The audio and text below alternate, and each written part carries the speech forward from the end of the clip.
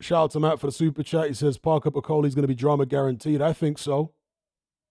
And I'm picking Parker in the fight because of the prep. Yeah, Bakole, I don't like the way Bakole looks here. He doesn't look happy. He looks tired. I mean, he agreed to take the fight at the end of the day. I also don't like what Bakole said regarding Billy Nelson. Because in one of the interviews, he said Billy Nelson called him and said, we've been offered the fight. And he said, I'm in Congo, coach. And he's like, yeah, but it's an opportunity.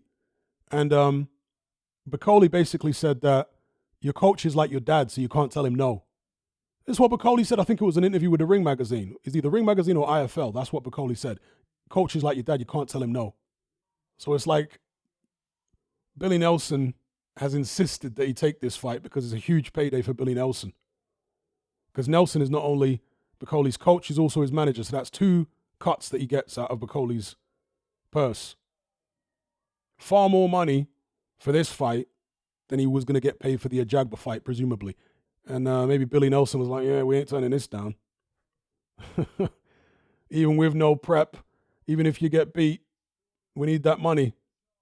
So surely Parker is going to win this. Bakole looks tired to me, disinterested. He doesn't look engaged at all. Parker looks ready to go. Bakole looks ready to sleep. There we go, round 1. Martin Bakole, Joseph Parker.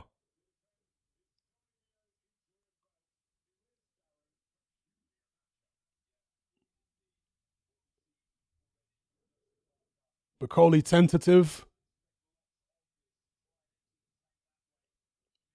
You can tell already Parker looks far sharper. Left hook there from Parker.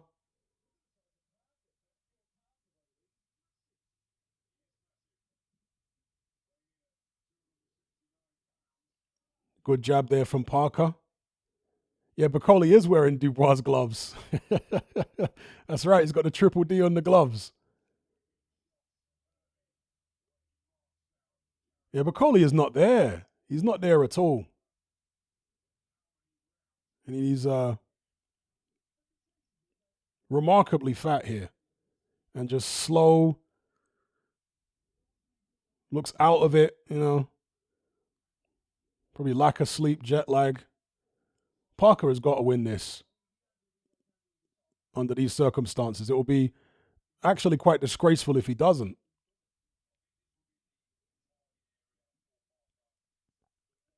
Bakole goes for a big lumbering right hand, which missed by a mile.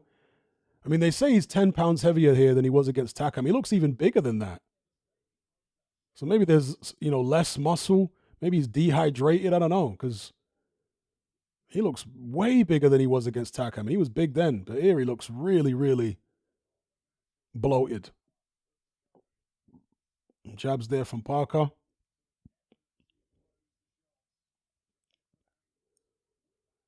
Bakole trying to get his jab going.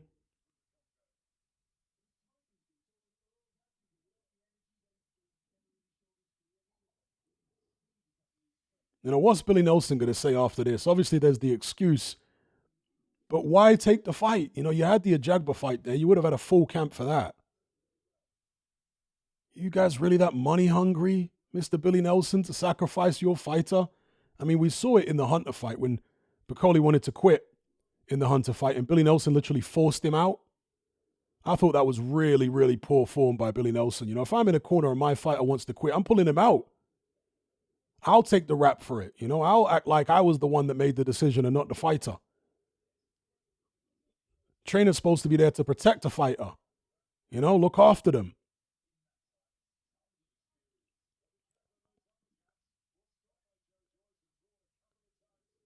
But Billy Nelson forced Bakole out when he didn't want to be there. He injured his shoulder at some point in the Bakole's swinging there like an angry hippopotamus. Yeah, so Billy Nelson, ever since that Hunter fight where he literally forced Bakole to carry on when he wanted to quit, I always questioned his morals, you know.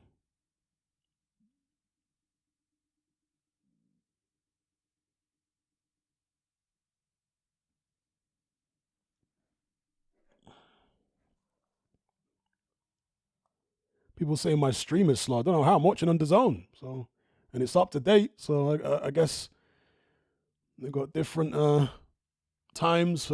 Maybe it's the time zone I'm in. I don't know, but I'm watching on DAZN. So there you go. Nothing I can do about it.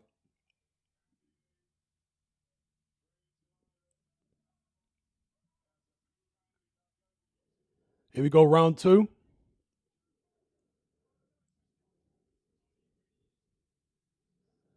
It's as if this is Martin Bakole's dad, who substituted for his son.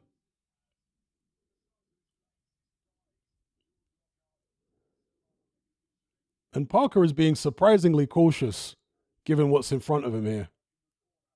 I mean, I know he's a cautious fighter generally, but you should be able to see here that Bakole is well out of shape, not sharp at all, not alert, you know? It's by far the poorest version of Bakole I've ever seen, as you would expect, you know? Okay, Bakole throwing a few swipes there. Sharp shots from Parker, but Bakole comes back with a couple hooks. Comes marching in. No footwork, just marching straight in. Good right hand there from Parker. Bakole trying to throw on the inside here, but painfully slow. I mean, compare this to the Bakole who fought Anderson. He was so much sharper against Anderson. Again, you expect all this given the lack of prep. But the difference is night and day, isn't it? He was so sharp against Anderson. His jab was sharp. His movements were sharp. Good body shot there from Bakole, though. Parker, you can't get beaten by this guy in this condition. Seriously, that's disgraceful. Someone says Parker's going to stop him. He should be. He should be beating him at the very least, if not stopping him. Because it'd really be a disgrace if Parker loses this fight when that's a good right hand from Parker. Bakole shakes his head. imagine Parker loses this fight. That would be a shocker. Oh, Bakole's finished. Yeah, Bakole's down. There you go. Down he goes. Can he even get up?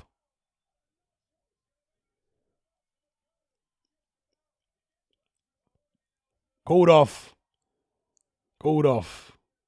There you go. The gamble did not pay. Yeah, that was horrible. That was actually horrible.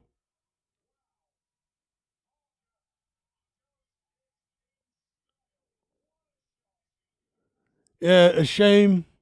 See, this is why you have training camps. Do you know what I mean? This is why you have training camps and you don't take fights on 48-hour notice like some type of journeyman. But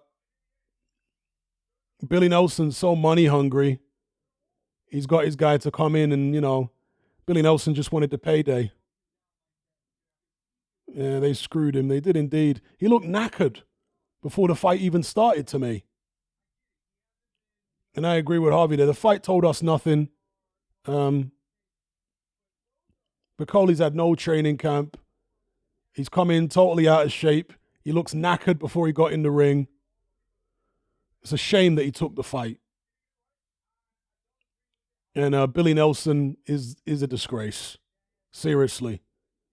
Billy Nelson's so desperate for some money that he's convinced this guy it was a good idea to take the fight. It's a shocker.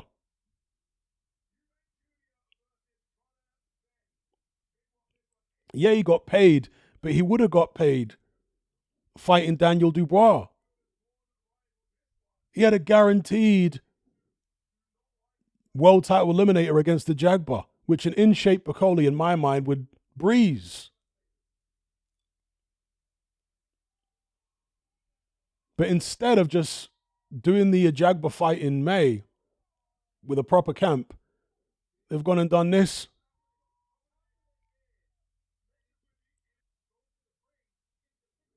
Speed says, I heard he only got paid $500K.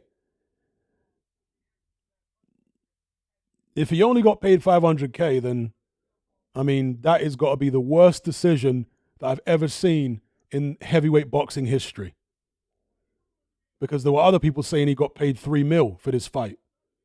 And that still was a bad decision. But if he only got paid $500K for this fight, that is seriously the worst decision that I can ever remember in heavyweight boxing history. I mean, dear, oh, dear, oh, dear. You do not take fights of this level without a training camp, completely out of shape. And indeed, if it's the $3 million, that I heard it was, then Billy Nelson is getting 10%, which is the trainer's fee, and then the manager's fee might be 15% or something, or is it 20%? So Billy Nelson probably getting $500,000. Unbelievable.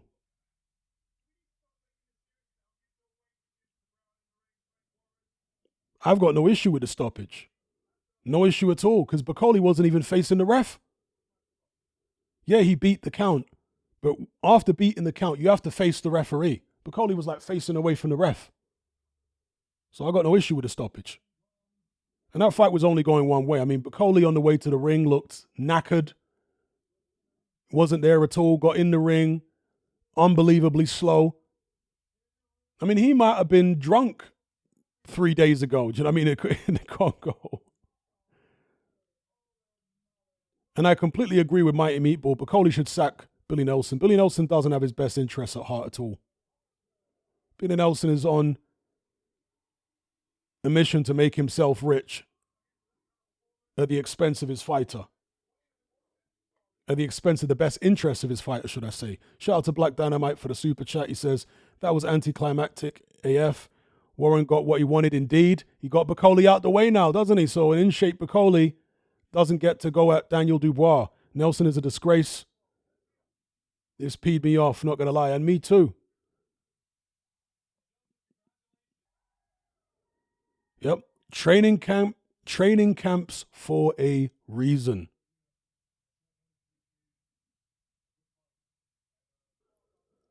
Someone says Ben Shalom is wounded.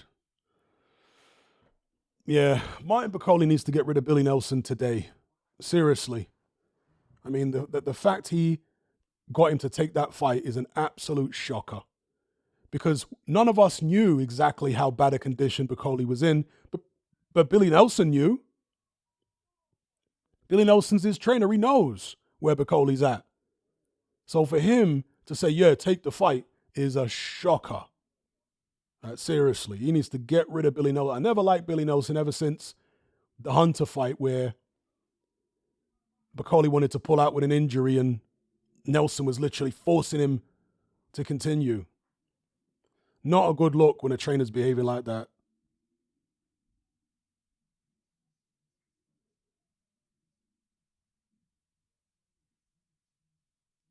Yeah, Billy Nelson definitely did him dirty. Definitely did him dirty. He's been doing him dirty all along, making him feel like he's family. Oh, I love you, Martin, this and that. He's been playing him. He's been playing him.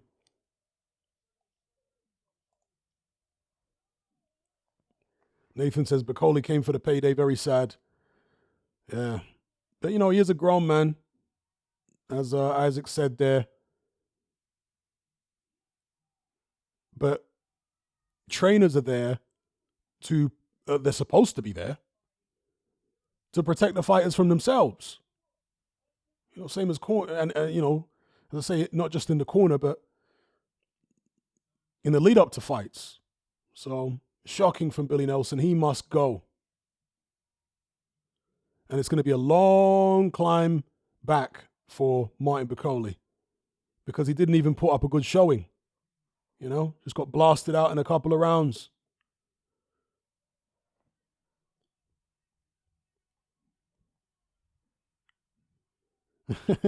Noise says, Nelson said Bakole had been in Scotland for 8 weeks and had only nipped to Congo. No way. Yeah, absolutely no way.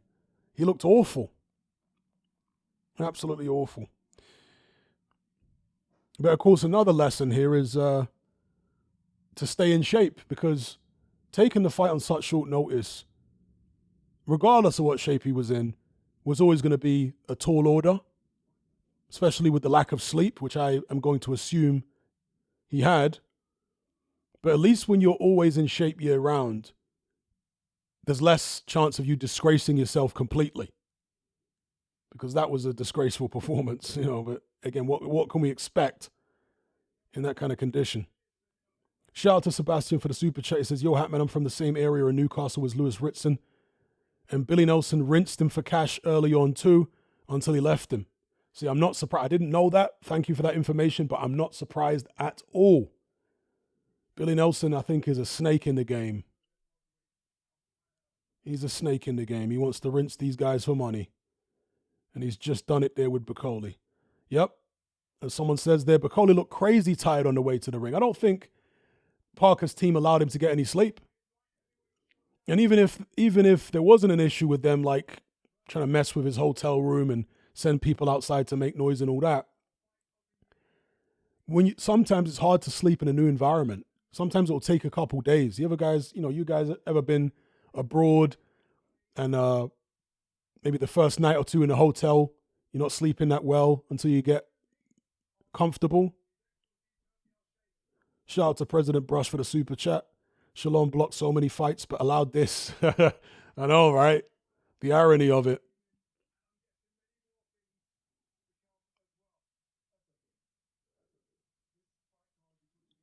Yeah, as people are saying, Bakole was supposed to lose this fight. Indeed, that's why I had to pick against him. That's why I picked Parker.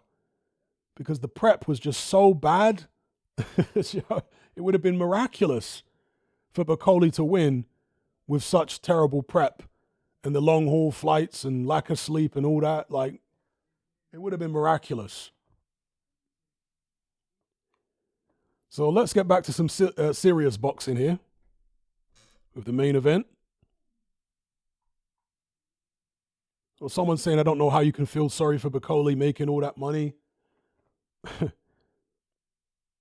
Because he got played by his own manager and trainer. That's why. Yeah, he agreed to it, but again, managers and trainers are supposed to be there to look out for your best interests. And more than anything, the thing I'm sad about is I know Bakole's so much better than that. And because he made that foolish decision to take the fight, we now may never get to find out how good he could have been. So I'm sad for that reason. It's like, it was such a huge gamble taking the fight. It's a shame he decided to take it. Especially with the Ajagba final eliminator there for him. It's a strange thing. Okay, somebody's saying that this was actually the last fight on Bakole's contract with Ben Shalom. All right, didn't know that. Somebody says sparring conditions you to be able to take shots, but Bakole got clipped. And, well, I think it was the tiredness. Yeah, when you're tired, when you haven't slept, you're not going to be able to take the same kind of shot. Your central nervous system hasn't recuperated and recovered enough to then be getting hit in the head. And to me, as soon as I saw Bakole in the dressing room and on the walk to the ring, I was like, yeah, this guy hasn't slept. To me, clearly looks like he hasn't slept. Mazi says the conflict is on the eastern side of the country. Kinshasa is on the western side of the country. Yeah, I'm aware of that. But commercial jets and the people that run the commercial jets, private jet companies and what have you, and even commercial airlines, they're not necessarily looking into the nuance of the whole thing. They're just saying, okay, there's a conflict over there. The media's talking about this conflict. We don't want to fly there right now. They're not necessarily thinking, oh, it's safe here, safe there. So while I'm sure there are still private jets flying around in Congo, some companies, for insurance purposes or whatever the case may be, are not going to want to go there. This is literally what Martin Bakole said himself. So, he literally said in one of the interviews, we tried to get a private jet, but there were logistical problems because of the conflict and it couldn't happen. And in general, Congo's not going to have as many private jets in it as a Western country would or a Middle Eastern country, like Saudi Arabia or whatever. where they used a lot more.